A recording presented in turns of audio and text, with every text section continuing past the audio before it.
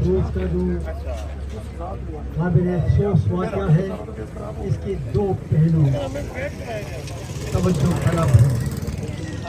और मैं जो आज यहाँ पर हाजिर हुआ हूँ इसलिए आया हूँ कि मैं न सिर्फ आपकी आवाज़ में अपनी आवाज़ शामिल करूँ,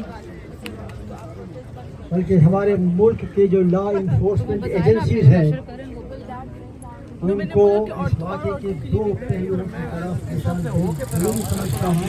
आप कोई जिम्मेदार है तो आप वहाँ पे जाके अनाउंस कर लेना। हफ्ते गुजर गए, किस बात कर रहे हैं?